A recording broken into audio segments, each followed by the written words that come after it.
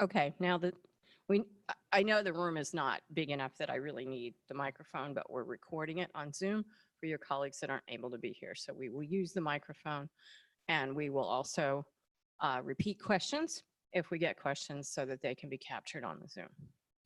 So I thank Sandeep for organizing this and the Graduate Student Council and Postdoc Association for helping and get people to attend. It's good information for you to have, we hope. So as Sandeep said, I'm going to be talking about academic CVs. What my title slide doesn't say is that I am a professor of biology and I have been for 31 years at this university, and I have served on more faculty search committees than I care to recall. So I have looked at a lot of academic CVs of people that are applying for faculty positions.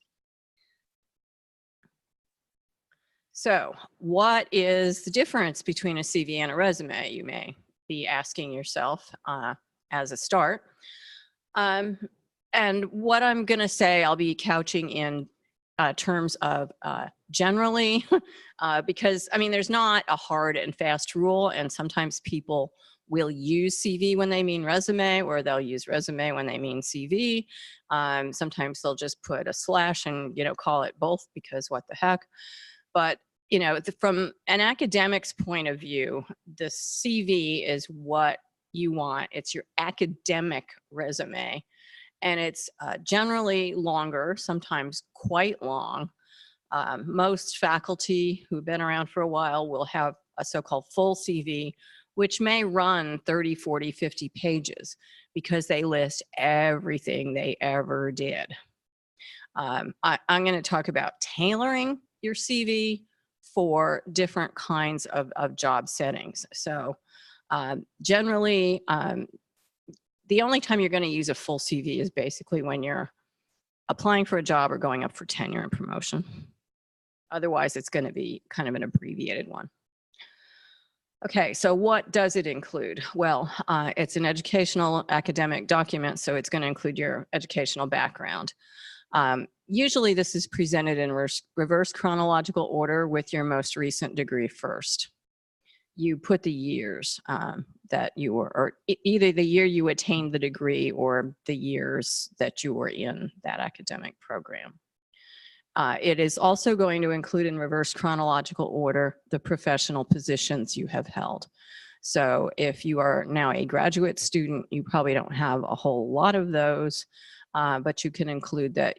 I mean, if you're a non-traditional graduate student and you have a background in industry, of course, you would describe that.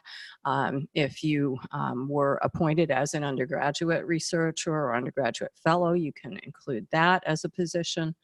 What you don't want to include are like summer jobs that you may have held as a student, or things like babysitting or, you know, working as a barista. You know, that's not an academic professional background, so don't include that.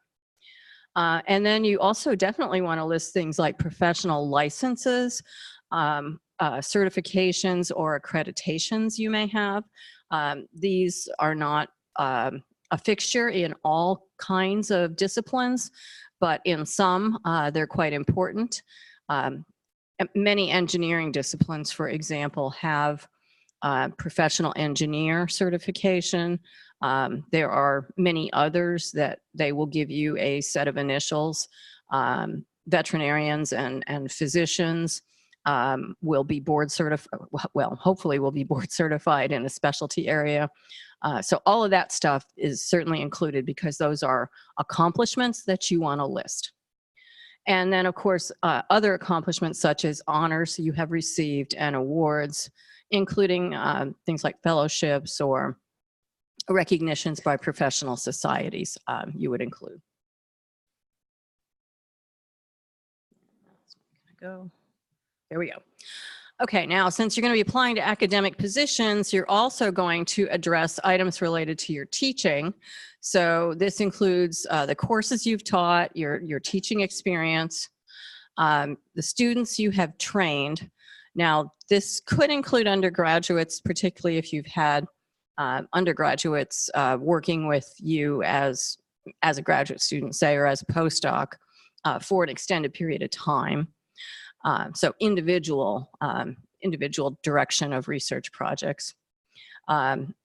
Graduate students and postdocs should include courses that they have been a teaching assistant for, because that gives more idea of your depth and background. If you have any scholarly activity related to teaching, like articles, posters, presentations at professional meetings, you should include those. You probably haven't authored a textbook at this point in your career, but if you get to that point, you would certainly include that on your CV. And then other significant accomplishments that you may develop along the way, such as developing a new curriculum for your discipline or your department, certificate programs, etc. So while most of these are not going to apply to you kind of in depth, certainly you should list any, especially teaching assistant experience you've had.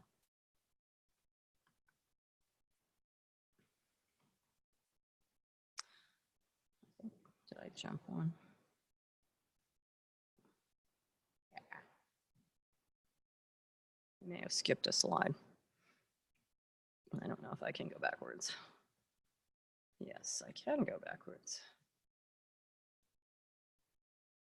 Except I can't work the mouse.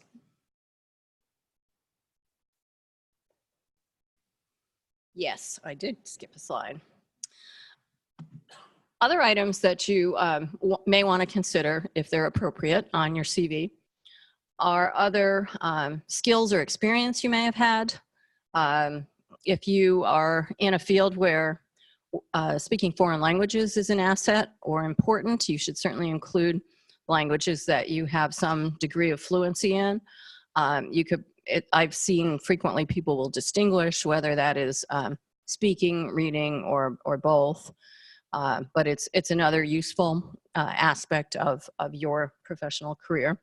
If you have particular computer skills, sophisticated software programs, for example, I would not list, Microsoft Office Suite, but if you have programming expertise in, say, C++ or statistical software experience, you can list that.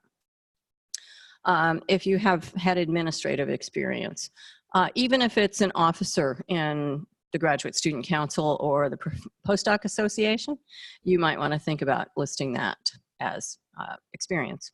And likewise, professional memberships, this is sort of the same thing I just said, including leadership roles in your professional societies. And then you can list briefly, I wouldn't emphasize this part, your extracurricular activities that make you appear a well-rounded individual, such as volunteer or service work. I would be a little bit careful about what I list there. You're probably equally as likely to alienate someone who is reviewing it as impress them. So I would not put a lot of, say, faith-based work. I mean, you just have to be careful and use common sense. And maybe Andrew and Rebecca can speak to that as well. Okay, what should you not include? And I still see this kind of stuff on CVs, but it's getting less common. Okay, it's not a resume. Resumes usually include a statement about the kind of job you want. Don't put that on your CV. You also don't want a statement about your competencies. By putting all that other stuff that I just said on your CV, the people are supposed to figure that out. You don't need to summarize it for them. One hopes. And definitely, unless you're applying for jobs outside the US, where sometimes they still require it, do not put personal information. Don't put your birth date. Don't put your marital information. Don't put your spouse's name. Don't put your children. People don't need to know that. It's potentially dangerous because it can invoke unconscious bias that hiring committees may have. It's unfortunate that that's the case, but you're better off just not including it. Keep your CV professional.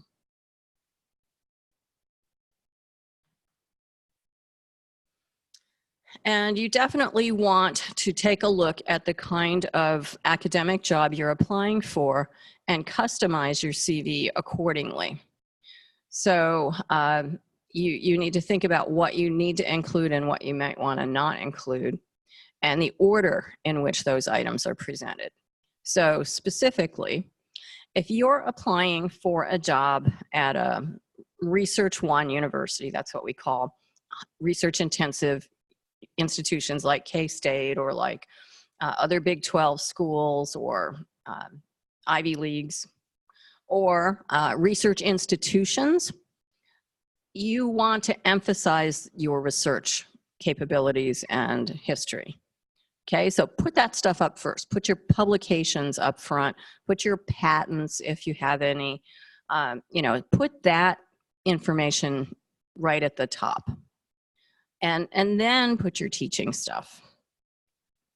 Whereas if you are applying for a teaching focused position at a primarily undergraduate institution, for example, you want to do just the opposite. You need to show that you are in fact a scholar and a researcher, but you also need to emphasize the breadth and depth of your teaching experience. And then if, God forbid, someday you should apply for an administrative job, you need still a different kind of a CV, and that's going to emphasize your leadership and administrative experience, and you will prune down a lot of the sort of traditional stuff. Like my administrative CV now does not include like every student I ever mentored and every poster I ever presented at my career. I just don't list that stuff anymore because it's not relevant. Okay, things to remember. So this is probably gonna, you're probably gonna hear this same kind of variations on a theme from all of us, but that's all right, it reinforces it. Use a clean font. I personally like sans serif fonts like this that don't have the curly cues on the top and the bottom. Some people like Times, that's a serif font, but that's okay. But just don't use something like Comic Sans. That's a horrible font. It doesn't look professional. Proofread your CV carefully. There is nothing worse than picking up a CV and finding a typo in the second line. It casts a very poor impression. Keep it updated. Usually you'll only provide your references if the position specifically asks for them, and generally you want to provide those on a separate page, not as tacked onto the end of your CV. And then it's also good if you are describing some of your capabilities, use action verbs. So you can say you led a interdisciplinary team to develop a new computer software model. You designed some new plan for something. Don't make it passive voice. Use active verbs. I think that is my last slide. Yes, it is. Sandeep, what do you want to do? Do you want to do questions of each speaker? Do you want to wait until the end? Let's wait until the end. Right. Sounds good. I will close mine. I will try to close mine, which isn't working. I need to stop sharing for the moment. I need to close my PowerPoint. Let me just close that thing. Problem is something kept jumping in front of it.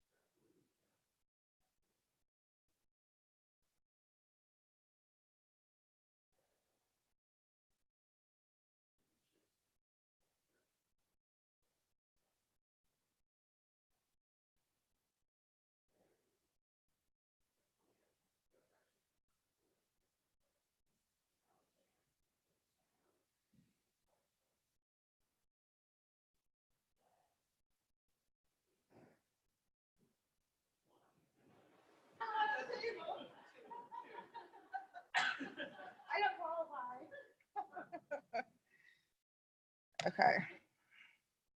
First, I'm going to find the up and down button to move them. I didn't know. All right. So first, why am I at K-State talking about how to build a government resume? I'll give you a quick 30-second overview of who I am so you understand a little bit better about why I'm presenting on this and I offered to do this. So I spent 17 years in Washington, D.C. before I came here to Kansas State as the Associate Vice President for Research Compliance.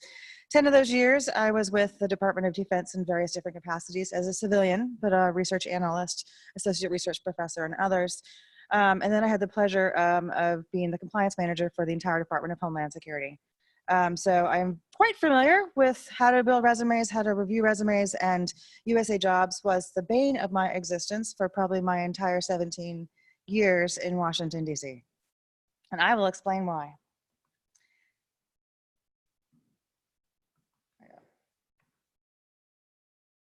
Good enough.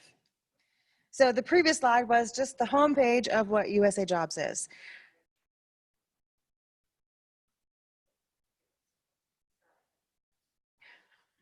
First, has anyone ever applied for a government job? Has anyone ever been on USA Jobs?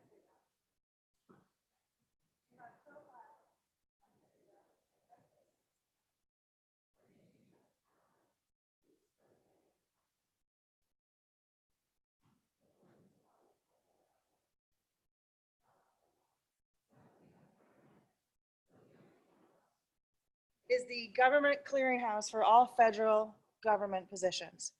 They allow you, when you have job applications, to just post your resume onto it and apply for a job. But they're not going to tell you, and I'll get to it, is they won't select you because of that. There's rules that you have to follow. So this is the website for USA Jobs. I'm not going to press twice.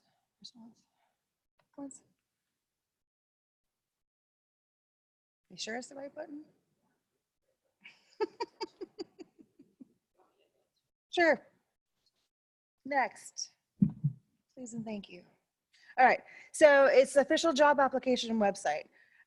Your resume is your application, and I say that mostly. Your resume is your application, but each job requires some very specific different things. If you're a veteran, you're gonna have to require and add your veterans preference paperwork. Some jobs require transcripts to prove you have academic requirements to meet it. Some jobs require cover letters, and you'll see all of this in each individual job posting because they're all very different and specific. So right now, there's over 500 different federal and state organizations in the United States that post their jobs on USA Jobs. So it is, like I said, the clearinghouse if you want to work for the federal government. Next. So before you get started, the most important thing that you need to do is when you go to USA Jobs, sign in and create a profile. And I think they're going to give the slides out or post those out so you can keep these as well. Is create a profile. In the profile, it asks for your preferences. This is where you give your name, your address, where you want to work, if you want to be able to relocate, if you want a full-time job, if you want a part-time job, if you want student job. That profile is what any recruiter from the government is going to look at, and it's included in your actual job application itself with your resume. They don't say that. It becomes part of it. So the preference, the profile section is where you put all your preferences. So you want to work anywhere in the country, it allows you to click on that. If you find a job that you're interested in, the most important thing that you need to do is read the entire job announcement. Most important is reading the qualifications and requirements. Usually on the third paragraph down, it will say, you open to all US citizens, open to military only, open to career transition only. And that way you'll know if you're actually applicable to the job. If it doesn't say open to all US persons or open to any individual, don't even bother applying, you won't make it past the first stage. If it's career transition, if it's veterans only, if it's spouse only, if it's internal hire only, they still post them and anyone can see them, but you won't make it past the very first second. They will just throw their job application up because you're unqualified. Like I said, check to make sure it's open to the public and not limited to government employees only. Also look when you're looking at the position announcement, how to apply. What they don't tell you is, read everything about it. Do you need transcripts? Are you applying because of academic credentials? Do you have the credentials? 99% of them will actually have a preview of the assessment questionnaire located in the job description. And I encourage you to take that and look at it while you're building your resume in USA Jobs, because it tells you what they're looking for and all those keywords are there. So instead of writing essays, about 5 years ago, 6 years ago, the government put together assessment questionnaires that you actually have to fill out to see if you're qualified. So take the assessment questionnaire when you're building your resume so you know what the keywords they're looking for and you can build that into your specific resume for that job. Does that make sense? We'll get more to it. And make sure you have all the required documentation that you need before you actually apply. Next slide. So building a resume. USA Jobs actually gives you the ability to build a resume in USA Jobs. Do it. You can also add as an attachment later on your own personal resume, and they call it resume, not curriculum vitae, not CV. Build your resume in the resume builder that they have and follow all of the requirements they have in that system. That is only what they'll accept. If you only include your resume, they typically don't look at it. Because that resume that they have is the information that they are specifically looking for. So what you need to do is you have to, like Beth said for hers, reverse chronological order. They don't tell you in the resume builder that they prefer that, but they prefer reverse chronological order. Provide greater detail than you would for any typical other resume for each of the qualifications that they're asking. If there's a supervisory position, detail out all of your supervisory experience and the roles and responsibilities that you have that. The more information you have in that resume to meet those qualifications, the more likely you're going to get called for an interview. They want to know specifically, how do you meet that requirement and how are you better than the next candidate? And this allows agencies to determine the experience that you have with that particular skill. In it, use either bullet or paragraph format to describe your experiences, and always use plain language. Don't use acronyms, don't use things that are difficult to understand, don't use slang, and never use conjunctions. Next one. Keywords. And so this is why I said have the questionnaire with you and have the job application for you when you're building your resume. USA Jobs allows you to build 5, 6, 7, 8 resumes. I always build what I did. I used to build my basic resume from top to bottom. My work experience, my education, references, all goes into there. They don't care about your publications. They don't care about any of that other stuff. And then for each job that I was applying for, I would customize. So you can duplicate that resume and I would call it DHS1 2019. And so I would take the keywords that they would put in the job description or in the questionnaire, and I put those keywords into my resume for that position. So that because, and I'll get to this later, they have sometimes automated and sometimes a very junior clerk gets the resumes and they look for those keywords. So if you're supposed to be a chemical, biological, radiological, nuclear expert, they will look for chem, bio, rad, nuke expert. And if those aren't in there, you don't score high, it goes to the bottom of the pile. So you have to customize each resume based on that job description and the keywords that you'll see in it. That's why I say the questionnaire is really important. For example, it says that you need to have strategic planning. So you have got your base resume, you build a new one for the specific job, put strategic planning, if you have it, throughout the document. Keywords, keywords, keywords. It's probably the most important thing I'll leave with you with today. Next slide. Details that count, and this is going to be a little frustrating. Once you build your resume once, you're done. The 4, 5, 6 hours that it takes you to build it in USA Jobs, like I said, you can just copy and build a new one each time with those specific keywords. They'll ask you for all this information and you're going to have to put it in there. They want to know the number of hours that you worked each week. They want to know who your supervisors were. They want to know start date, end date, and there's a customized frame that it builds into a universal government style resume. So they ask, for example, start and end dates, including month and year, the number of hours that you worked, the number of experience that you had for each type of the work areas, contact information for your supervisor. They ask you if they can contact that supervisor. Like I said, you shook your head at this, do not upload just a resume, do both. Build your USA Jobs resume, submit the specific one for that job, and then you can include your resume with whatever other information you want as an attachment to that specific job. You can also upload in your profile transcripts. You can upload publications. You can upload a CV if you want, and you can include all of that with your application. but you have to, the number one thing they look at and the only thing they look at first is their USA Jobs resume. If they don't match it, they don't look at the rest of the stuff. Next slide. Most common mistakes when applying for a federal government job. Number one, using a stock resume or template. If you build your USA Jobs resume in USA Jobs and just use that one to hit enter, enter, enter every time you apply for a job, you're not going to get the position. Because like I said, they look for keywords. So you always customize the resume. So you've got Cheryl Dorr 2019. I'm going to apply to NBAF. I'm going to do Cheryl Dorr 2019 NBAF. Because you can just say, when you go to the resume section, you say duplicate. It's a button you press, next one comes up, you rename it. And then I go in to edit that one, and I put my keywords for the NBAF position in that current USA Jobs resume. Pardon me? Funny how I picked that example. Never skip any fields. If you don't know something, it's possible to skip it, but always just select yes, no, not applicable. Provide the information. If they didn't want to know it, they weren't going to ask you for it. So try not to skip anything in there.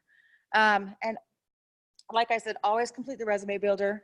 You can have an attachment, a Word PDF of your resume if you want. Like I said, you can also include transcripts, publications, other things. Mistake number 3 is not thoroughly reviewing how to apply. Sometimes this is buried in the actual application itself. Sometimes it's listed in the main body. Sometimes there's a separate tab that says how to apply. This will say, if you don't have 4 years experience, then you're applying on your academic credentials. You must include A, transcripts, B, letter from school or something. And each job has different application requirements. So make sure you read that thoroughly so you know everything that you need to upload. Or again, if you don't meet every single one of those little things that they want, it goes out the door, it goes in the garbage again. And again, some positions will not be open to the public. So make sure that you check that it's open to the public so you're not wasting multiple hours of your time. And so this is new-ish. This is great news for everybody. Students and recent graduates. If you're a current student or recent graduate, they now have 3 different federal internship career transition programs that you can apply for outside of an actual federal position. Next slide. So it's called the Pathways Program. And so there's 3 different types. One is an internship program. It's for current students. And when you get the slides, there'll be links and you can actually go to these and look it up and see how you apply for it. There's a recent graduate program, and it's for people who have graduated in the last 2 years. And there's a specific program that you could apply for on USA Jobs. You can select the types of government agencies, fields, areas that you want to work in, and it will try to just set you up on those junior positions. And then there's Presidential Management Fellows Program as well. And these are for advanced degrees. And we had a lot of PMFs, we call them in Washington, DC. And I'd say 99% of the time they received full government jobs afterwards. And these are for people that may not be able to get in right away as a Fed, but there's pathways to becoming a permanent federal employee. Next one. Helpful hints. Use a professional email address.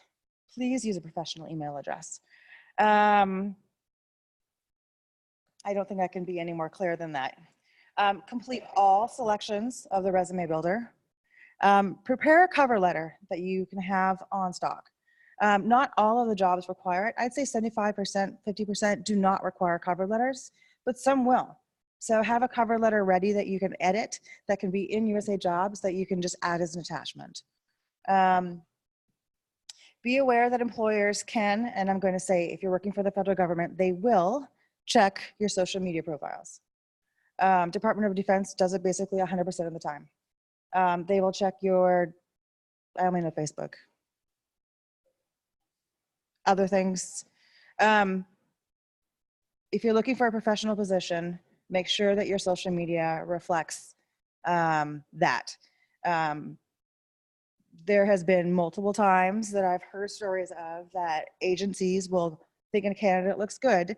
They'll go to social media, see something that is extremely offensive, culturally inappropriate, shows that they may not be reliable, potentially doing something illegal, and they're not going to interview you, of course. So make sure your social media is professional and doesn't shed a bad light on you as an individual that's looking for a professional career.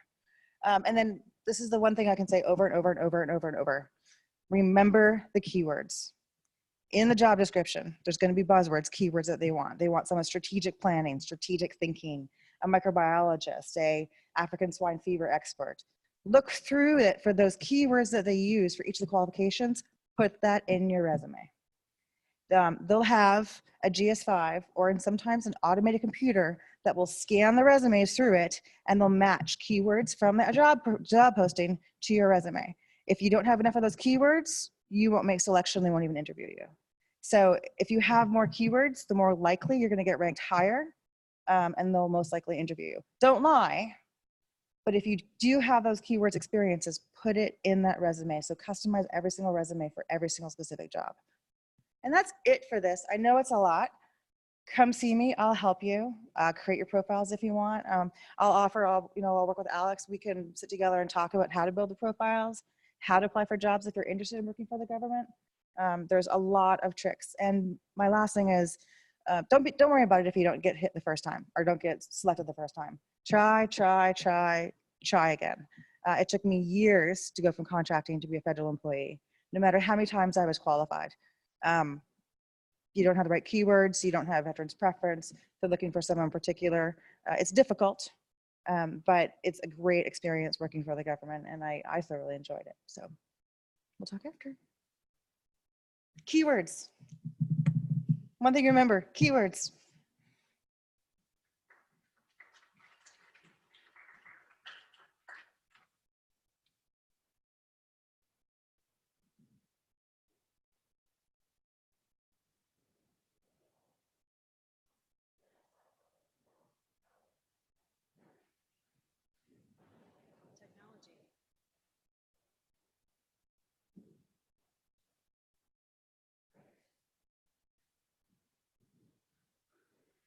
Hello, everyone. I'm Rebecca Robinson. I'm the Director of Economic Development at the K-State Institute for Commercialization.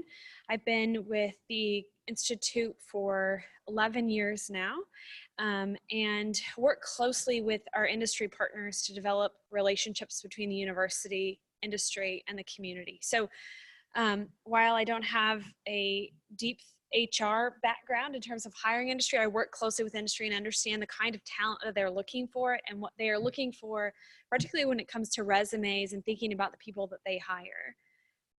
Just to get a sort of feel of who's in the room, how many of you are master's students?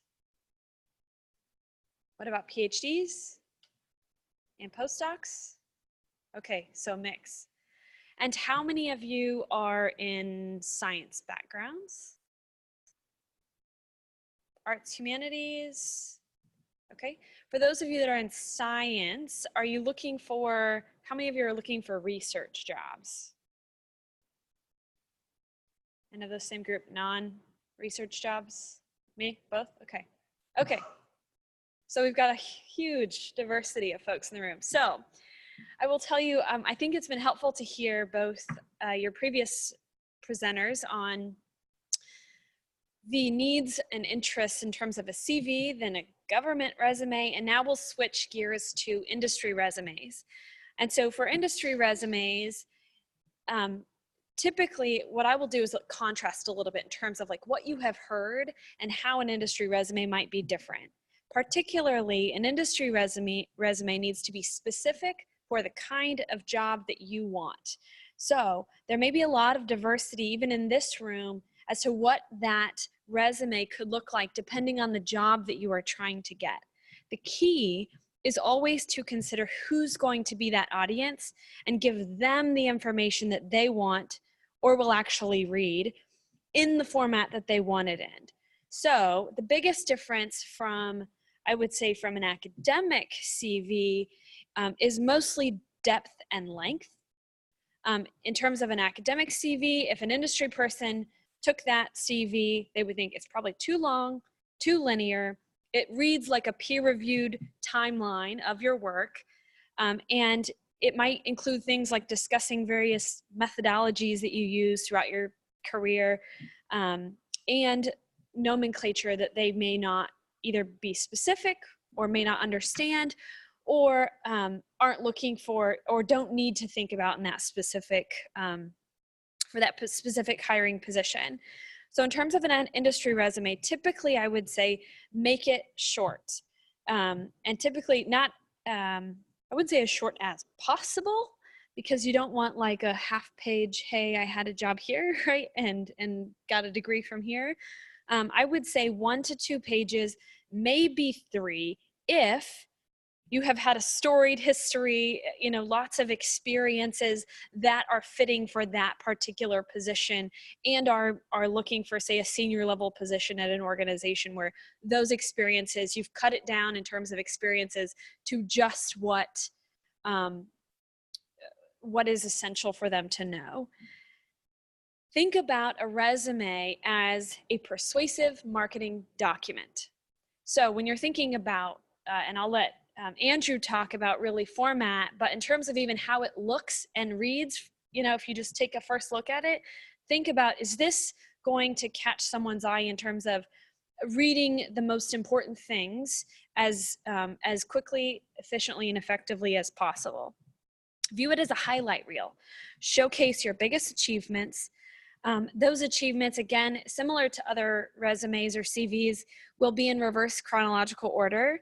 But also, as you think about the history that you would include, you also want to think about what story that tells about your experiences from a highlight reel. So if you say, okay, I was in some position for 5 years, but it wasn't exactly related to the job that I'm trying to get.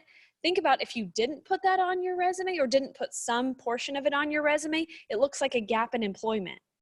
And you don't want an employer to make assumptions about what that gap could look like. So you might think about how even things that you might want to, pull from your resume, think about the importance of having a succinct but clear highlight reel of your achievements. So you want to simply list and quantify your professional results and achievements.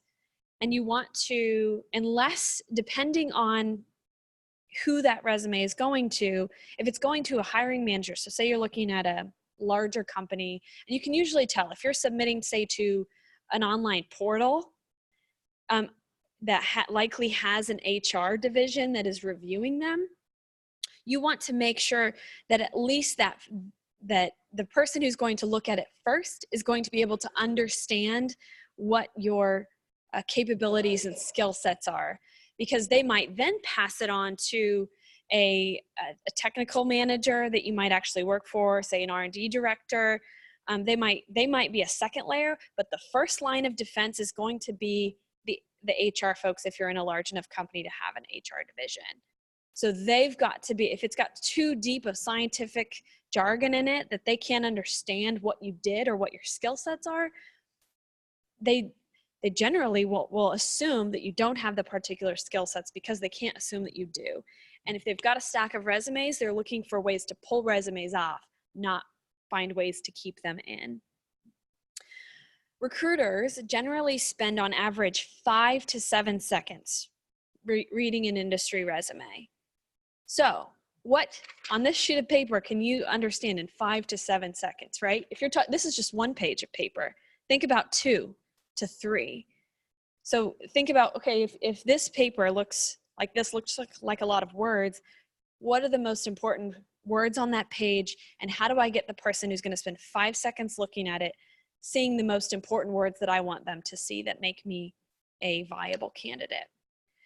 They're also similar to, I assume, the government job websites, lots of ways of automating that in terms of HR these days. So they are using really smart tools in terms of looking at the words on the paper and then matching those with job descriptions and finding fit and doing that first level of cut or recommendations on candidates based on artificial intelligence. So keywords, again, are very important, and having your keywords align with what's in the job description are really important in this instance as well. Recruiters, when they are looking at a resume, they spend 80% of their resume review on only 6 data points: an applicant's professional summary, their current title and company, their previous title and company, previous position and start date and end dates to see how long they were there, their current position start and end dates, and their education.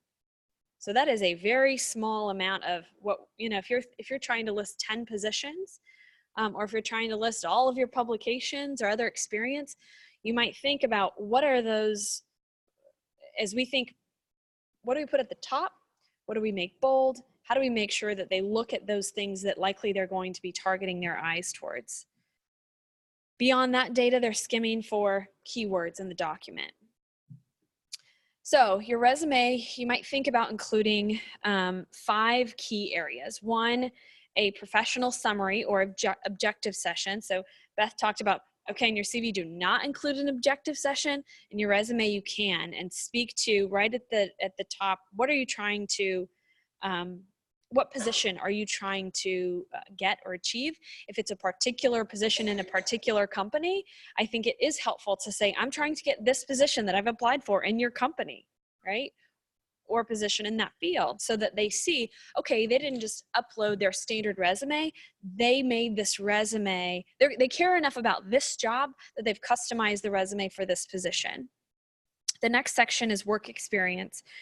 So this, you might include information from 2 to 5 of your previous positions, depending on what experiences you've had. So if say again, if you're submitting an application for a senior level position at a company, it may make sense to show that you've had a breadth of experience or a long-term experience. And depending on where you are in your career, where this academic experience is in your career, and then if you don't have a deep work experience history, don't feel like you have to stretch back again into your say coffee shop barista days, right, to make sure that you include those, or your high school jobs, right?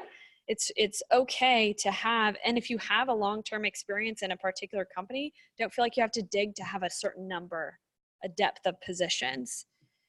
The other thing I would say is a place where you can put those things, if they make sense, are on your LinkedIn profile.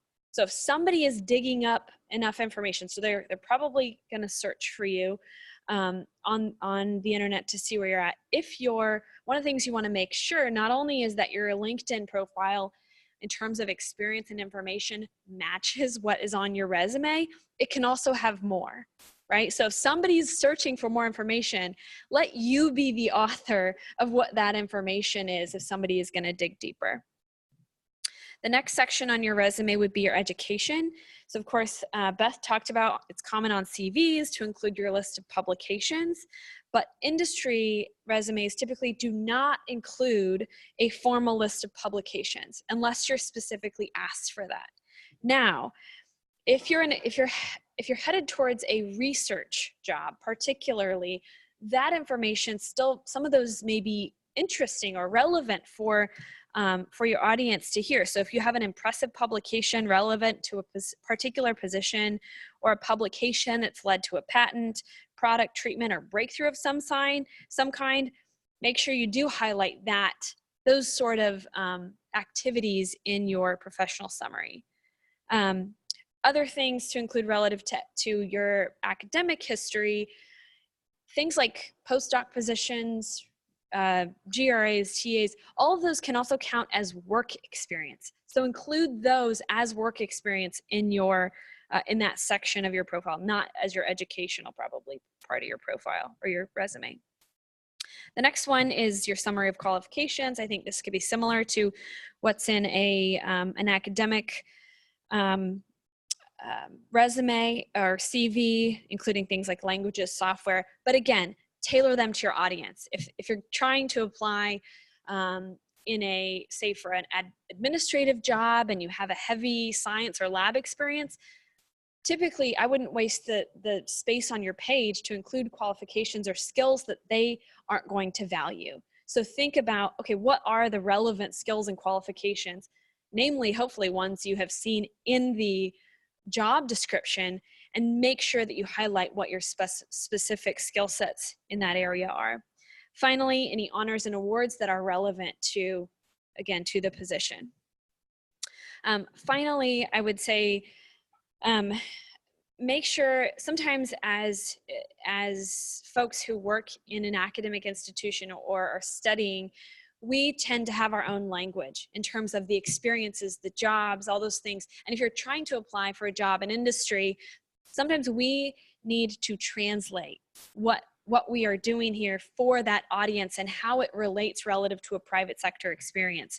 So a teaching assistant might not mean anything to the person reading your resume, a postdoc, a graduate research assistant. And so it helps to have some descriptions rather than just say you taught biology. You can say you taught undergraduate courses on topics ranging from X to X, right? What is that experience, and how does it relate to what you're trying to do? Again, I would mimic and repeat Beth's recommendation on not including personal information. It is, and also in job interviews, many of those questions are discriminatory and are not even allowed to ask, illegal to ask. And so, one, don't ever answer those kinds of questions. And also, you don't need to put them on any of your, on your resume or other information, because it provides an opportunity for you to be discriminated against for whatever reason, and you would never want that. I would also say, so we've talked a lot about tailoring resumes for particular companies, but I think you can also tailor them for particular experiences. For instance, if you're attending a conference where you're hoping to meet someone there that could be a potential employer, you can also tailor a resume for that particular experience. So if you think I'm going to be attending an animal health conference, and these types of people might be there, tailor it to those kinds of jobs and have it ready. So you can still have some generalities or general versions of your resume for the particular types of positions that you're trying to achieve. The last thing I would say is use resources. Oftentimes, we build our resumes at the wee hours of the night because we have to have it for something the next day or because we're applying for a job. But the best thing that I ever did in both my undergraduate and master's programs was use the Career Center, and use resources. I drafted it. I sent it to folks to review, and I thought I had the sexiest resume that I could possibly have as a senior in college, and I got it back covered in red ink.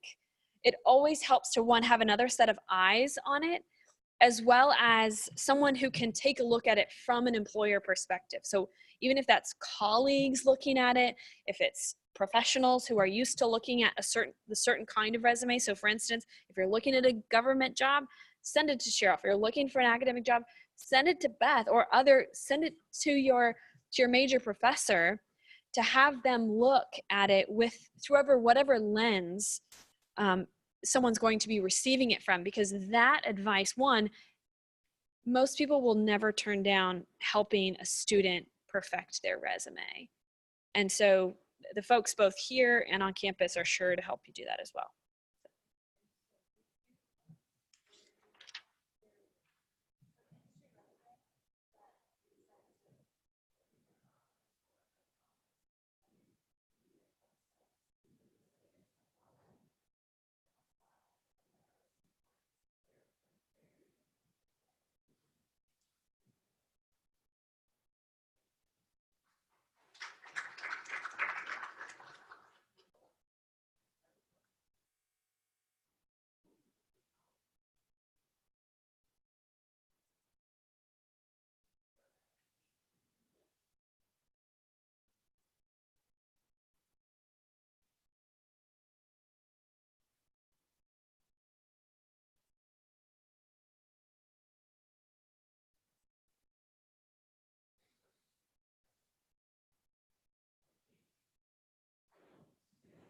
It's very well. So I'm going to be here, I think. I'm going to wander.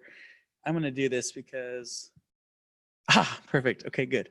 So hello, everyone. I'm Andrew from the Career Center. I see a few familiar faces, so that's good because that means I've seen some of you. So that's fantastic.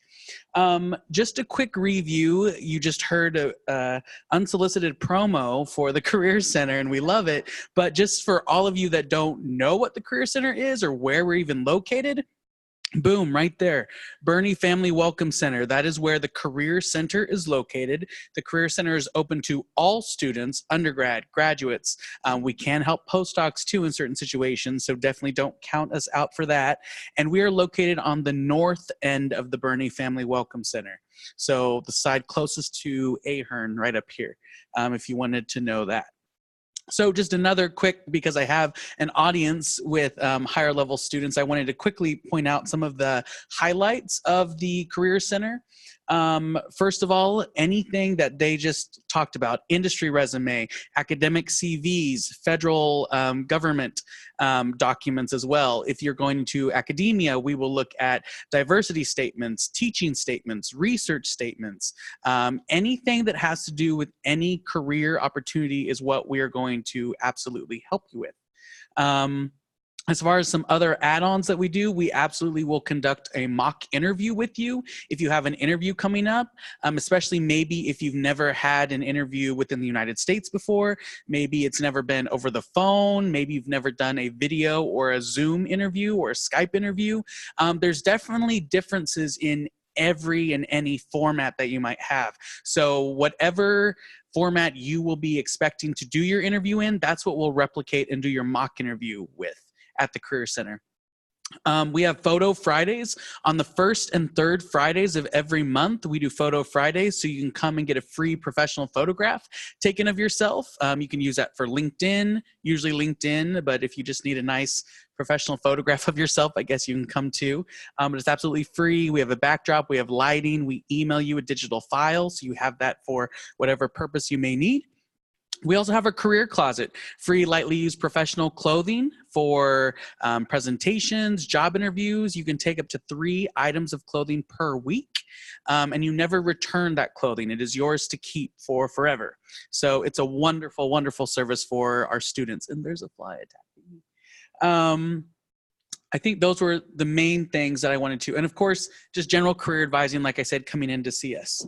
Okay, I'm going to go through this very quickly because I absolutely 110% agree with everything my colleagues up here have said. So this is just going to be a quick little review. The very first thing I wanted to share, though, is our resume and interview guide. Due to rising costs and some budget cuts, unfortunately, the Career Center has now stopped printing our amazing 66-page resume and interview guide. We are now down to 20 pages, I think. It's much more abridged. However, the full PDF with all 60 or 70 pages is still on our website, and that's what that URL is at the very bottom. So please feel free to take a picture of that, but definitely go on, download that. It has 2 pages of action verbs. So a lot of the presenters talked about using good action verbs, strong active verbs, and we have 2 full pages of those listed.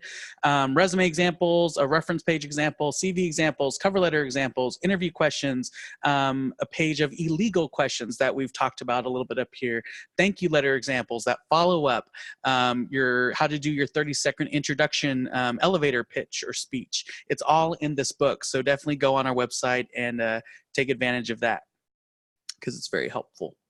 Okay, we already went over this, the difference between a resume and a CV. I just want to hit on this a little bit more because there are definitely cultural differences anywhere in the world. And like my colleagues shared, one could mean a CV, one could mean a resume. In academics, a lot of professors will just call it their vita too, so another phrase or term in there. So context certainly does matter. And so using what was shared up here, but also the context of the position will definitely help too. So I did want to quickly talk about the formatting. So up here, you can see 3 examples of some headers.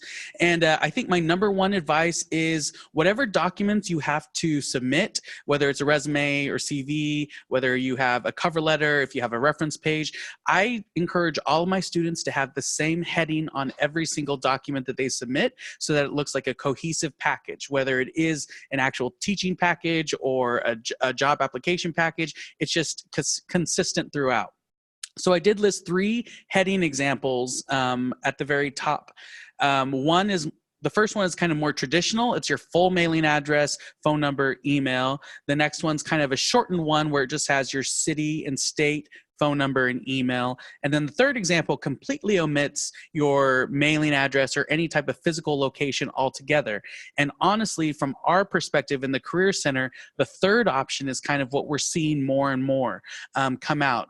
Some students don't want to disclose their full address just because of privacy issues. Other people don't want to, let's say you're applying to a job maybe on one of the coasts, the East Coast or the West Coast. Some students just don't want to put that they're in Kansas to raise more questions. So if I'm in New York City and I'm reviewing an application, I see Manhattan, Kansas, instead of like immediately going on to that next section, I'm thinking, oh, Kansas, I wonder why they're applying.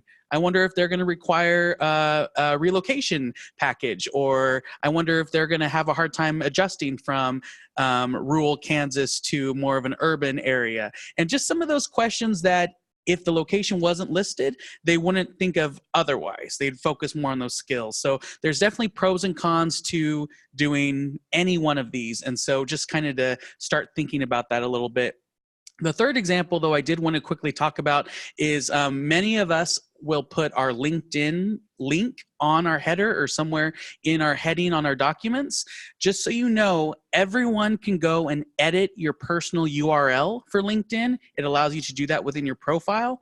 So when we just normally would get a LinkedIn profile, it'll say linkedin.com/in/our name, but then it's usually like 6NB24 lowercase ng0 or something. You can actually go and edit. That's what the screenshot is below that. You can go to edit and it'll say edit public profile and URL.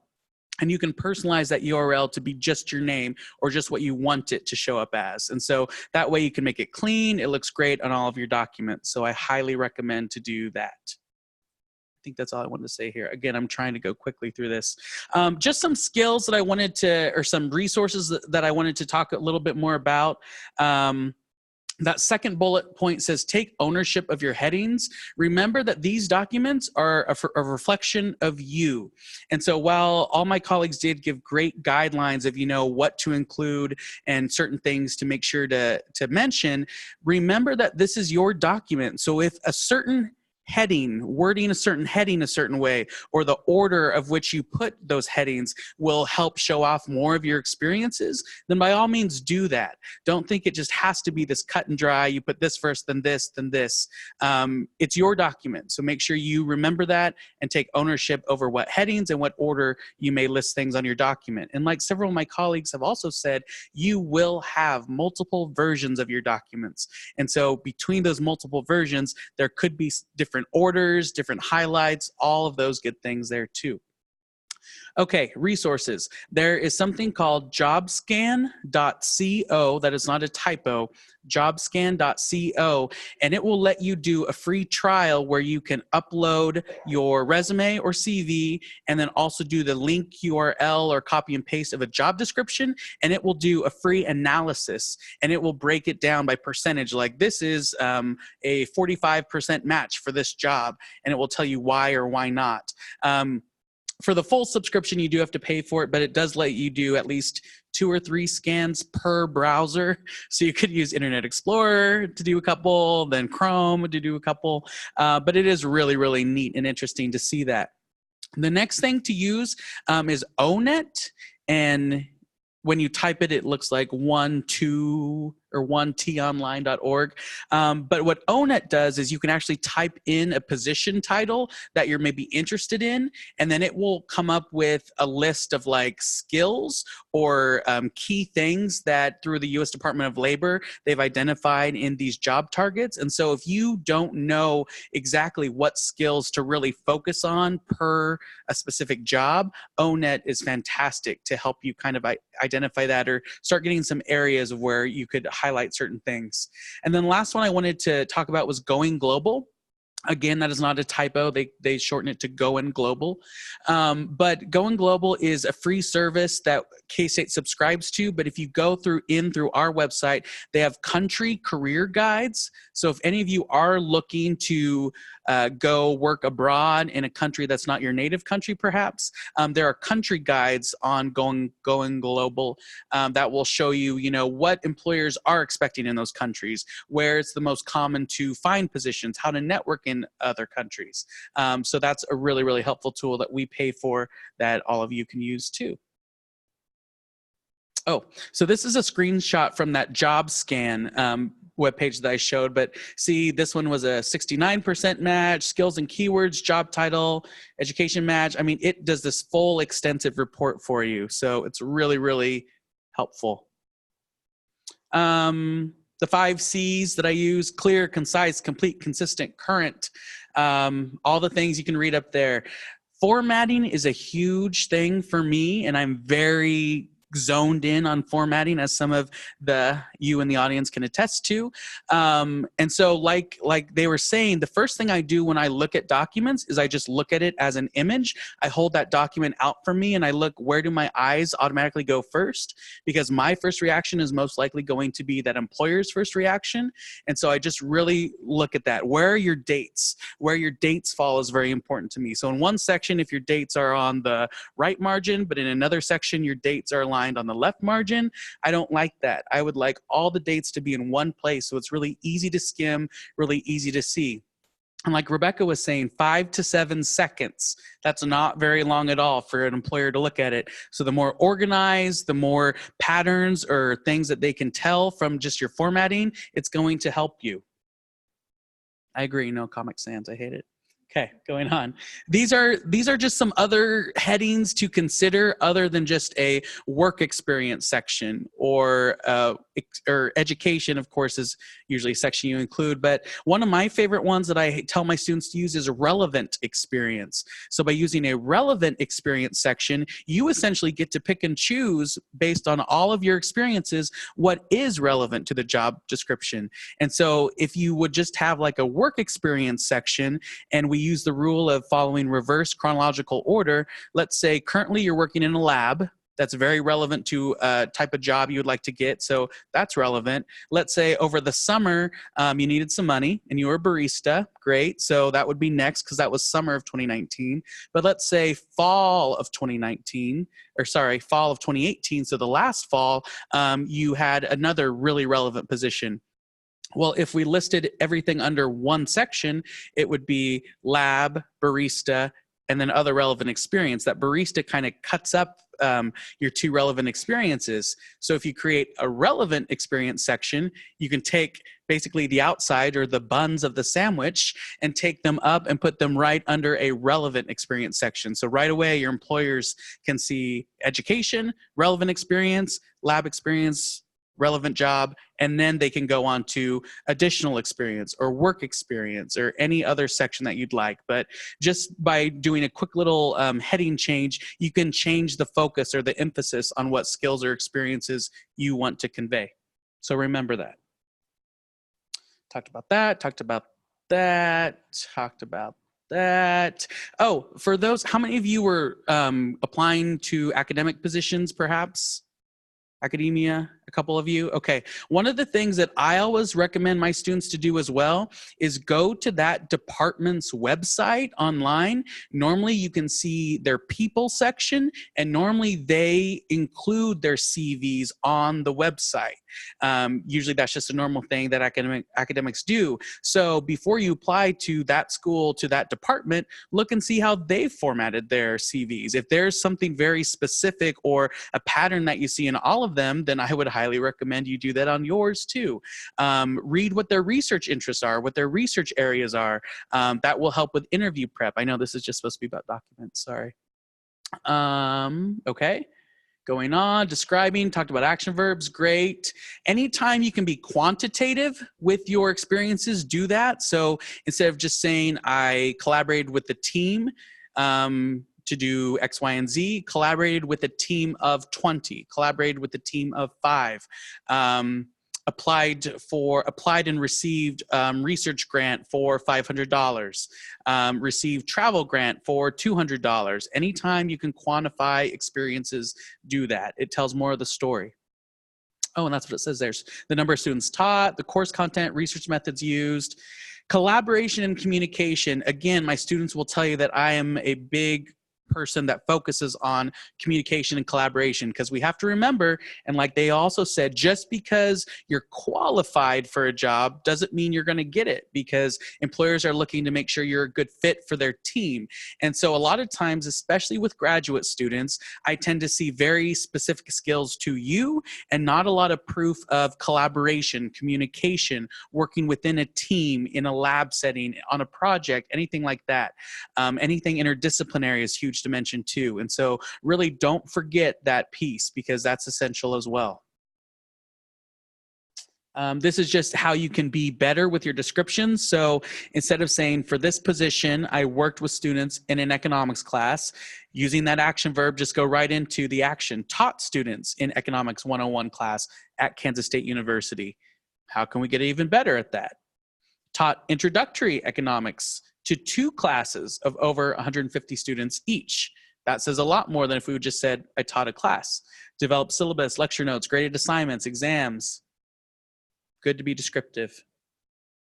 This is a research example. Be careful of using abbreviations. Yes, yes, yes. We've talked about that. Reverse chronological order. Talked about that. Great. Good. Publications, presentations. Great, talked about that. What not to include, we've talked a lot about that as well. Things not to include, social security number, marital status, photograph. Photograph, I really want to hit on again. For academic and industry, it's very rare that a photograph is ever included, especially in the United States because of our non-discrimination laws. If you, for some reason, did include a photo, more than likely they would put something over the photo or try to cover it up before they distribute it anywhere, because they could be liable for discrimination or something else like that. But I want to mention this because so many people use templates.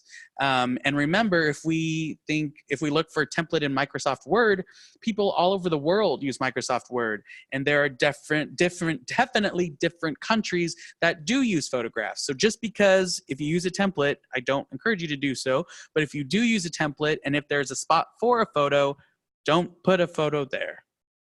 I'd recommend that.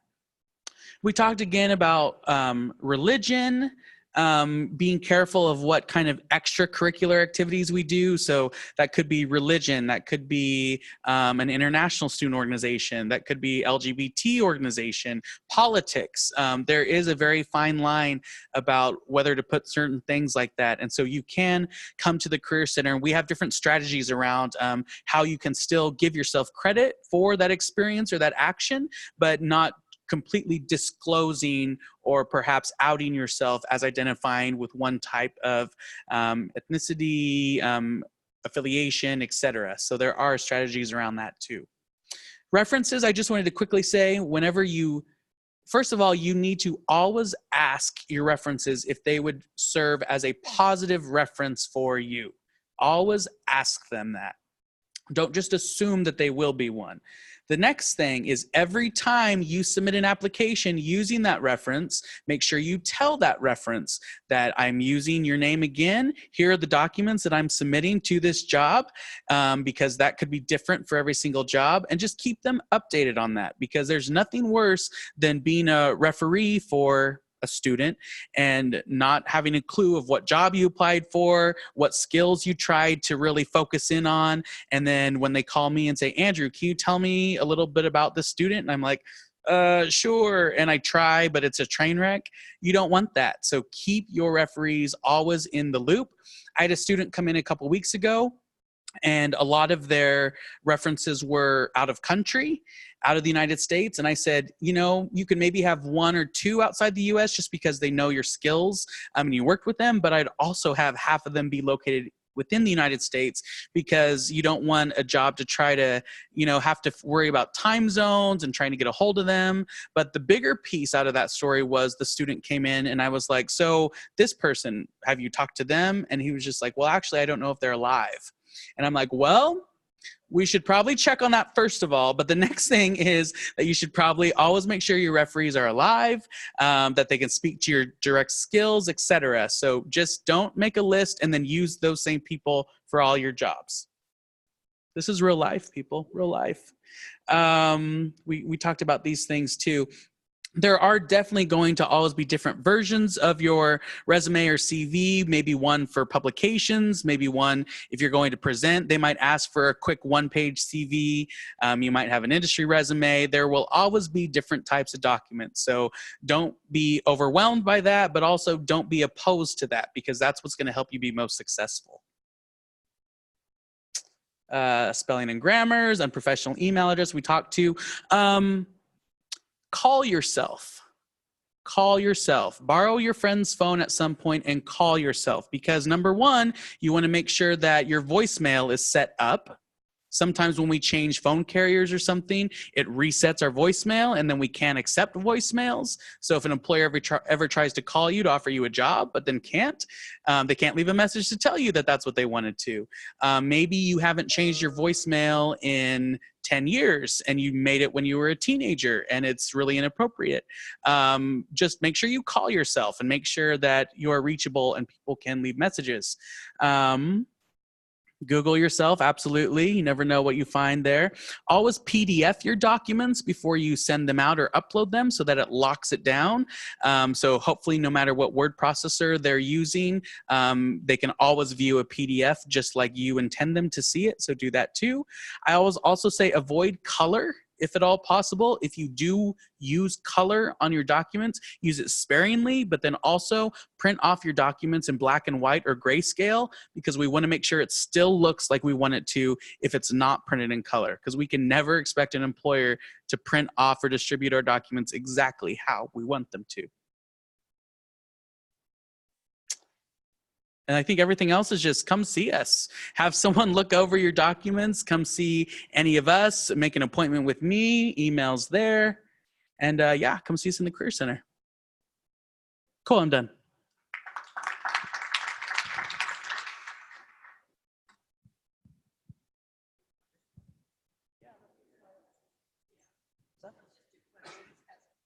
Okay.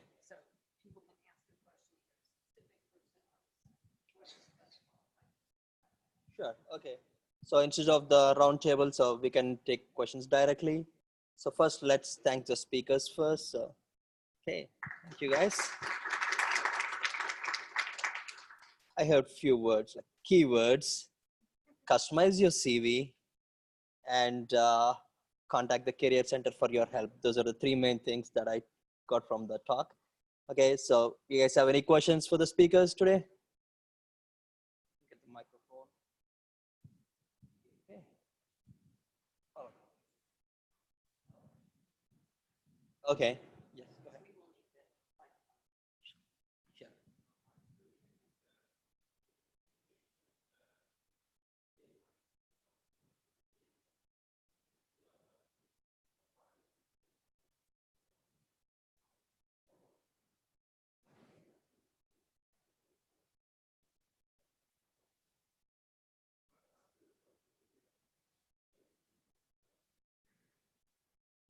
Okay, the question is, what kind of social media platform are the employers going to look into?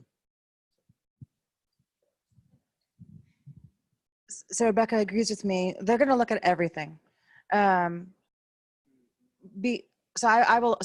first thing I do when I'm on a search committee is I will look at the LinkedIn profile, because it is a professional profile, and I make sure that it does match the CV. I make sure the person's actually title is what they say the title is, and that it actually matches up. I will check Facebook. I've done Twitter. I'll check other things just to make sure that there is nothing out there that could be negative for the position. I know the federal government will check absolutely everything. They want to make sure the person is not affiliated with an organization that's a banned entity. They want to make sure that there's people saying anti things against them or extreme. I don't know what the right language I can use for it, but basically they make sure that people are professional and not doing detrimental things that they would consider detrimental. So, for example, mine, University Research Compliance Office. We are also in charge of animal welfare on the university. When I have people apply, I generally look on their Facebook if it's open to the public and make sure that they are not on PETA or they're not part of an Animal Liberation Front terrorist organization that says we're going to attack Kansas State University. You think I'm joking. I had an applicant who was part of PETA and had those things on their Facebook page. So needless to say, I contacted HR and I did not invite them for an interview. Yeah, something I wanted to add. So some of you are probably aware that you have a profile on something like ResearchGate or Academia EDU. And if you don't know that you have that, it's because those websites use web crawlers and will generate a profile for you. And then they might send you an email and say, claim your profile. Make sure that you have claimed and made sure your profile is accurate and up to date, because that's another place that people will check. That's why I recommend Googling yourself. One thing I would add relative to social media is your LinkedIn, is going to have information that's going to be available to the public. A certain level that's going to be available to audiences, no matter sort of what you have on there. The other social media platforms, though, I would recommend unless you use those in a professional manner, in terms of like you're promoting your professional experiences there, I would recommend having your security settings as tight as they can be, right? Also, I wouldn't recommend posting, right, oversharing generally on social media. But if you are a sharer, lock it down. Other strategies might include removing your last name. So some people change their name to their first name, middle name, or changing a version, using a nickname, those sorts of things as their name during the period that they are hunting for jobs, because you never know you just should assume that someone may be looking you up on social media during that search process. And so you want them to only find the information about you that you are putting forth in a public manner. Next question. Yeah, go ahead.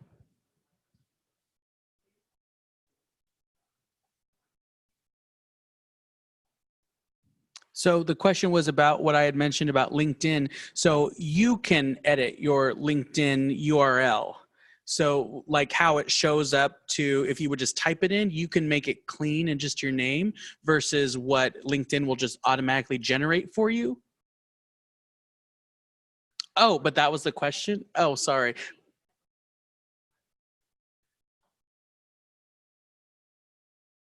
Gotcha. Well, so yeah, you can make it very clear, but then also something I didn't mention is, yes, you can come into the Career Center and we can look at your LinkedIn with you too and maybe make some suggestions.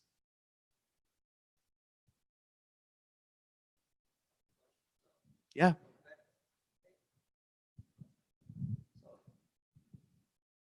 For academic applications, I know it depends on the department, but how many applications do you normally get for an academic position? And I know there'll be like different levels of people applying, like people who are just finishing a PhD, or people just like starting their postdoc, or like people who have few years of postdoc experience.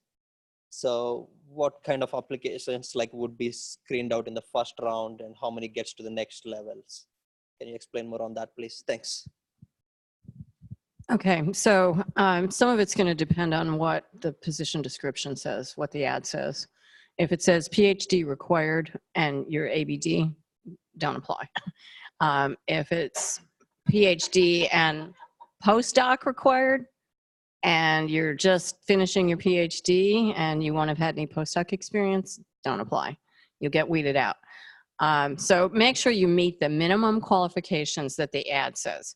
Now, academic faculty position ads are not always that specific, although now that most universities are using things like the system that we have, which is Page Up, there is a minimum qualification listing that you have to put, and somebody from Human Capital Services screens that. They will screen it first often, and they will do that ruling out, and the search committee won't even see those that don't meet the minimum qualifications. Other places, they don't have as much, specificity, and they may have something really general, like we're looking for someone with expertise in cell and developmental biology, or we're looking for someone with expertise in, plant ecology. They're going to get a lot of applications to those that are really broadly written. And, I've been on faculty search committees where you get over 200 applications. And so on those kinds of search committees, you have to do a lot of reading, and you are going to start using the same approach that everybody else here has said. You're going to start weeding out. And so the people that are, less qualified, marginal, maybe just finished their PhD, don't have many publications or any publications yet, are going to have a harder time. It depends on the field, though, engineers frequently get faculty jobs just after they finish their PhDs. That almost never happens in the sciences because you have to have a postdoc. So it really is discipline specific, and it's also specific to how they wrote the job description. If there's sometimes they play games. They write, they want experience in something specific, weed ecology, range management with burning and grazing experience. It's almost like they're targeting a specific person. And, you can apply to those kinds of jobs if you're close, but don't be surprised if you don't get an interview offer. And I want to clarify something. There's absolutely nothing wrong being part of animal rights organizations or having political beliefs or having any other beliefs, because that is everyone's right. However, if you have a Facebook page and you're applying for a job, for example, at NBAF as an animal care technician, and you have an article that you support on your Facebook page that says against animal testing, then the federal government's probably not going to hire you. So then keep it all as much as you want, but like Rebecca said, make your Facebook page private so that they can't see those things. Because we're all as our rights, we can believe in anything that we want. But if we're applying for a job that they may not agree with that area, we want to make sure we just don't make that public to them, at least in regarding to the federal government. I have one more thing to add. When you're looking for positions and maybe you use Indeed.com or some other, giant job filter list, if at all possible, I always recommend my students to go directly to, find the job using the big giant search, but then go to the actual organization's website to apply. I just don't like third-party job people, and your information can maybe go here or there, or it doesn't get applied right away. I think some sites like that are a little deceptive when they're like, be one of the first people to apply, or only 2 people have applied to this. Well, that's just the stats from their website going through. That doesn't take into account how many direct applicants they've had too. So be wary of that a little bit.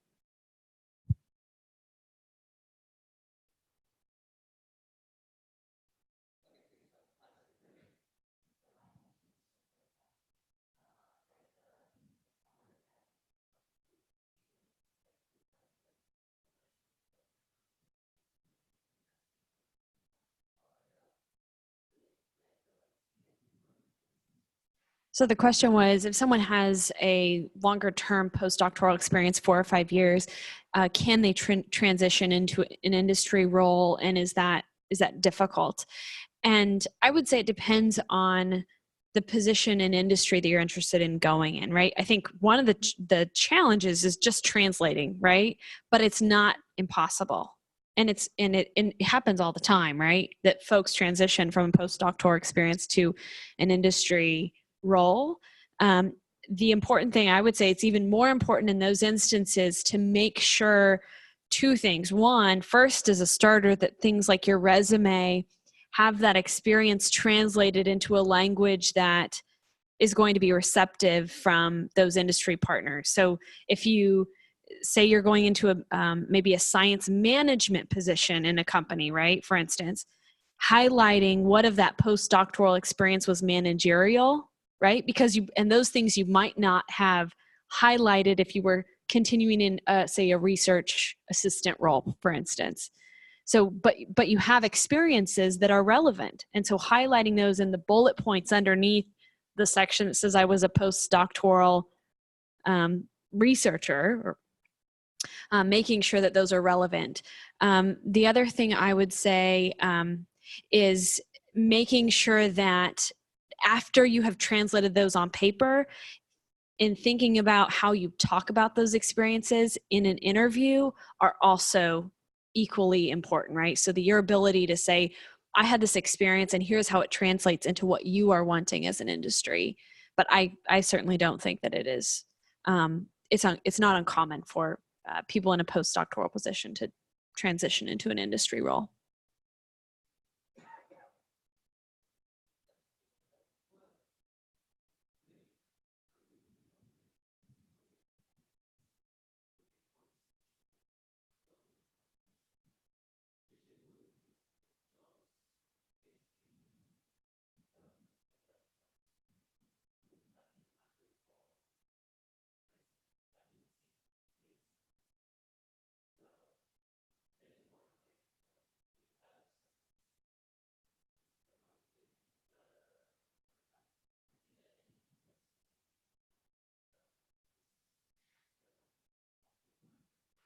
So the question was with government jobs, USDA, for example, most often you'll see that they require US citizenship or US persons or US individuals. Yes, there is flexibility. So you will see some that says open to the public. If it does not say on the job description that it's US citizen or green card holder only, feel free to apply. My first federal government job, it was as a Canadian citizen, and I was on an H-1B visa. And I got the federal position. So, because it did not say US persons only, because there was no requirements for security clearances or classified information or restricted information, for example. USDA is actually has a number of jobs that I've seen that just simply say open to the public. So my recommendation would be take the chance, apply. If it doesn't have that exclusion listed on it, it can't hurt to apply. And many federal agencies will sponsor the visas, or they have been known to sponsor visas. I have just a quick follow-up. That's just a general rule overall. So especially for international applicants, because that's kind of what we're talking about right now, is the two big questions that I always go over with my students to understand is, are you legally authorized to work in the United States? If you are on a student visa, there is work authorization attached to your student visa, such as OPT. And so for that question, are you authorized to legally work in the US? The answer is yes, if you are a student on a student visa, because you have the option to apply for OPT. The next question, though, that they could ask is, will you now or in the future require sponsorship? Well, the answer for that is normally yes, because the work visa can only go so far as it is attached to your student visa. So yes, you could do a year of OPT, then do a STEM extension to get a couple more years, but eventually, unless you are seeking a green card or permanent residency, you will need to be sponsored through an H-1B visa. So even if the answer is not right now, if they say or in the future, you have to answer yes. So those two questions are what we typically see for international applicants. So answering those correctly are really important.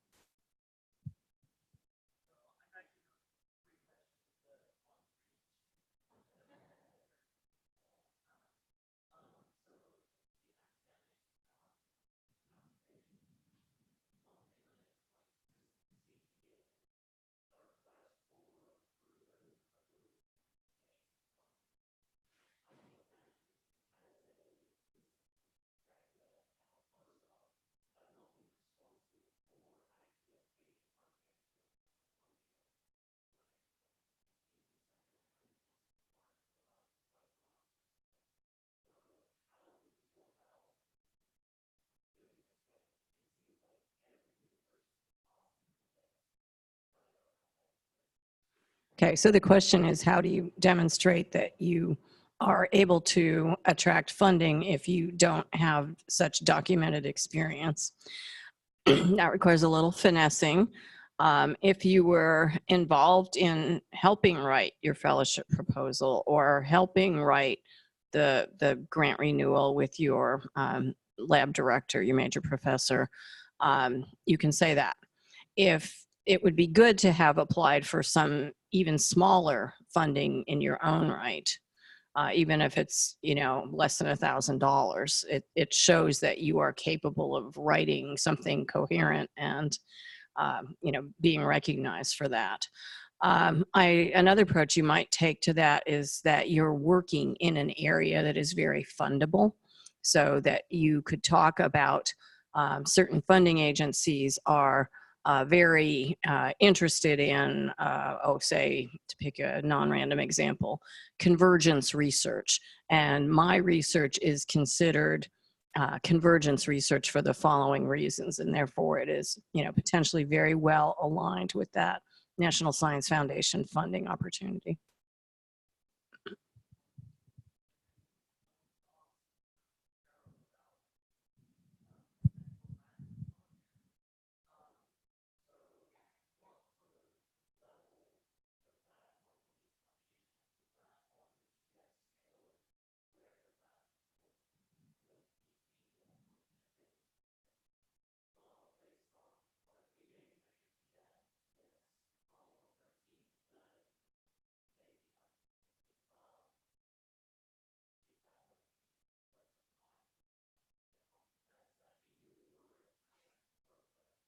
So entering the government as a GS-13 straight from a PhD or postdoc is unlikely.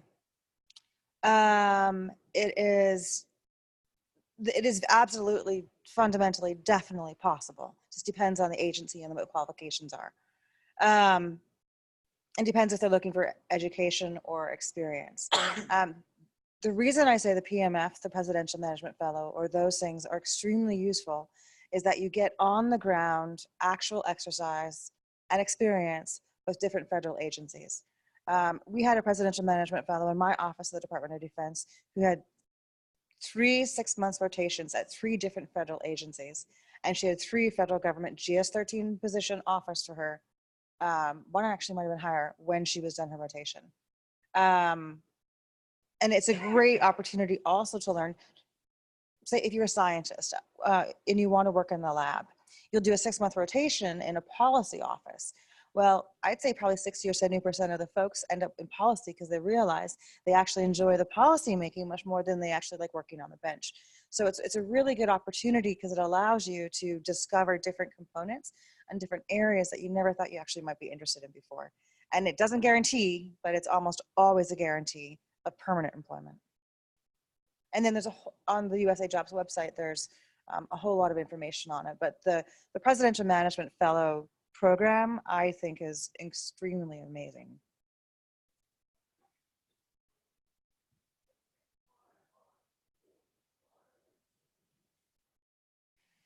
It depends on the agencies and the requirements. So Department of Defense, most likely it will be a US person, but not all the time. It really depends on the different federal agency that is hiring the PMF. It's not limited to agencies. Oh, sorry. So I always say US person. There's US citizen, which everyone knows is a US citizen. There's green card holders.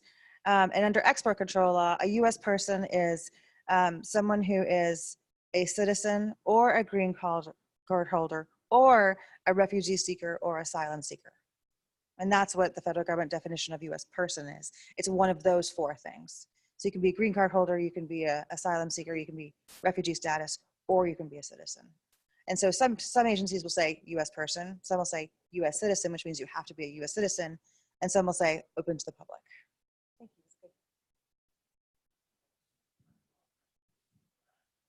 Hey.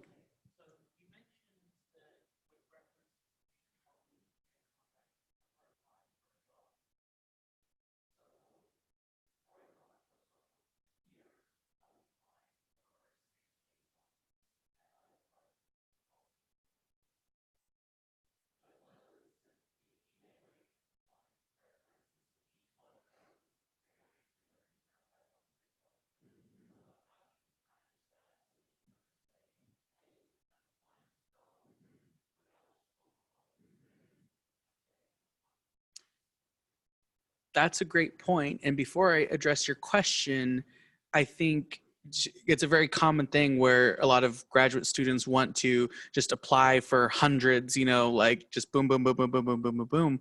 But when you're doing that, though, more than likely is that you're creating one document because you're not tailoring it to the hundreds and hundreds and hundreds one. Maybe you did, maybe you're the exception. That's wonderful. But when you said hundreds and hundreds, though, that just triggers in my mind that people are just sending out one document to all these jobs and positions, and that's what I don't recommend. But addressing your question, though, I think if you have a time frame where you are going to be applying for a lot, first of all, I would categorize them. So maybe these positions are all the academic positions I'm applying for, or these are all the industry ones. Then I would next go to, okay, when are the closing dates for these? So if at all possible, if there's a time frame where you're applying a lot, then categorize them and then send maybe a couple emails that says, okay, within 2 weeks, I'm going to be applying for these different jobs that are focusing on academics, or these different jobs that are focusing on industry. And in these skills, these are the main highlights that I'm conveying. That's what I would do with such a large volume like that. Because I agree, you don't want to be emailing every single time, but you want to be as specific as possible to give them a heads up.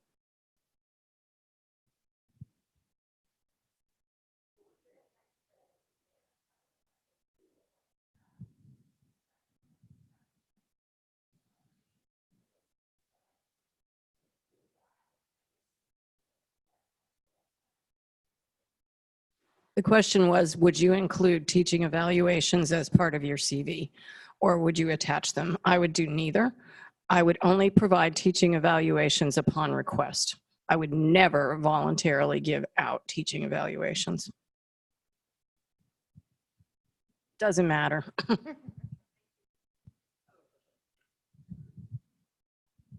this is for Andrew. So I know the Career Center works with grad students, and you said like we can help few postdocs as well, depending on the case. So what would you say for the postdocs here? So can we come and contact you, or like should we go with the human resources?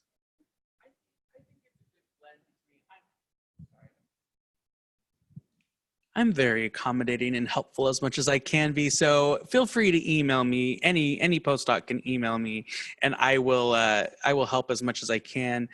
Just because of how our office is operated, we are only allowed to have unlimited appointments with current K-State students. But I'm more than happy to go over some documents with you, though. Or I can refer them to one of my colleagues here. Yeah. Along the lines of stuff not to include, I didn't mention this before, but the TVAL question made me think about it. I've had, I'm chairing a non-academic search right now for a position for a grant specialist in pre-awards. So, and you don't see this much with faculty jobs, but I've seen it with these non-faculty jobs. People will attach a transcript, even if it's not requested. Don't do that. It's not necessary. It's additional information that you're giving them for free that maybe you don't want them to see that you failed calculus 3 times. So don't include a transcript unless it's specifically requested. And I do have one follow-up on that as well. Don't include social security numbers. Don't include visa paperwork. Don't include your passports unless any of that information is requested, because that information is required to be protected by HIPAA rules, by PII, privacy rules. And in many cases, some offices may not know how to appropriately handle and protect your information, and you want to protect yourselves first and foremost. So never include any of that information unless you are specifically requested for it.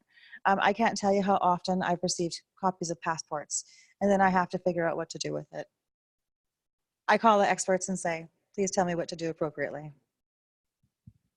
Just with the comment about the transcript, sometimes when you do apply to jobs and maybe it's a bigger university or they use a similar system like an applicant tracking system or PageUp like we use, and for bigger organizations it's so hard to to guess or know exactly what one department or office will require versus another.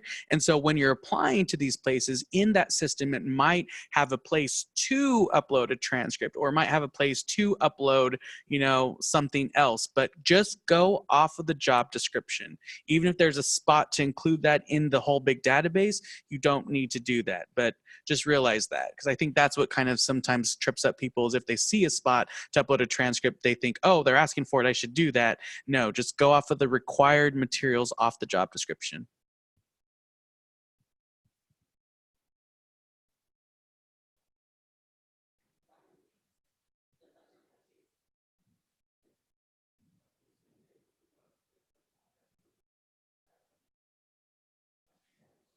If they only ask for 2 reference letters or 3 reference letters, then just do that. I would not send them even more. And if they only ask for 3 references, they're just the contact information, only provide 3. I'm on a search committee right now where someone gave us 3 pages of references. And our first discussion was they can't follow directions or follow the rules because we said specifically 3 professional references and we had like 18. So as Andrew said, follow the rules specifically because they're asking for it for a reason. And a recruiter or a hiring manager, they're going to want to make sure that you can follow direction and actually do what they're requesting. So only provide what they ask. And make sure they're really professional references. Do not include your pastor, your friend, your neighbor, your bartender, whatever.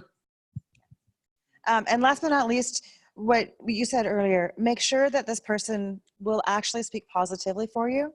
I have done reference checks where I've been told not to hire the individual, and they put them as one of the references.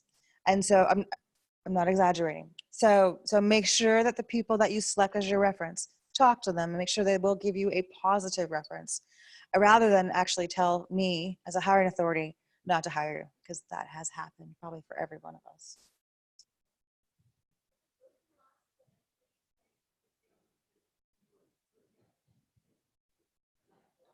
You can word it in a way that says, are you willing to serve as a positive reference for me? Like in your initial communication, a positive reference for me. You can just say it like that. I don't think you want to say like, are you going to talk nice about me? Or, but there's certain ways to phrase things. But yeah, absolutely. And I thought of something else with the references too. We said to keep them professional, that can speak to your professional abilities. But I've had a situation where a student listed their department head or their dean just because they thought the title would impress the search committee, but they hadn't asked the department head or the dean, or they did not think that I was like, so if I asked, Dean Chakrabarty, can you talk about this particular student's work? Would they be able to? And there's like, oh no, but he's nice, so he would probably say something. I'm like, no. So they have to be professional, yes, but professionals that can speak directly to your teaching, your research, your service, something like that. And professional as in someone that, like you said, works for you or you've worked with or can speak to it, not as in your neighbor across the street. Sometimes, however, you may also be requested a personal reference, and I have seen that in some different job applications as well. So don't use a family member, maybe use a neighbor or a good colleague, former colleague that can mentor if they do ask for a personal reference, but never include a family member, or typically never include a family member as that personal reference.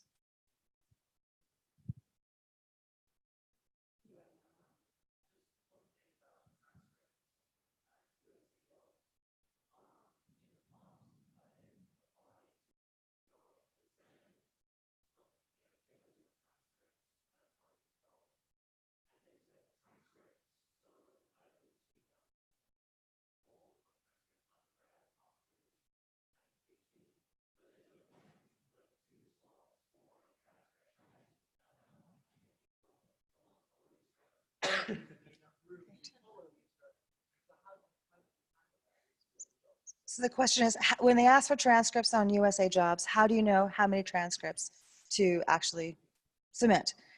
2 recommendations for you on that.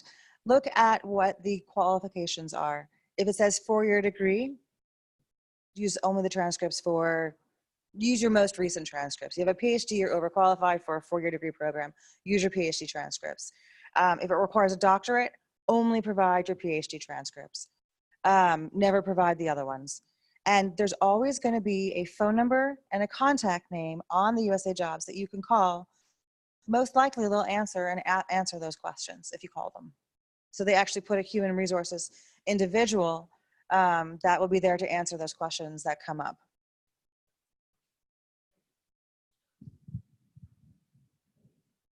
It's time to end the session. Okay, first, thanks to the Vice President of Research Office for sponsoring this event. Thanks to Dr. Beth Mantlan, Eric Pennington, and Michelle from the VPR office. And also thanks to all the speakers. Thanks for your advice. Yep.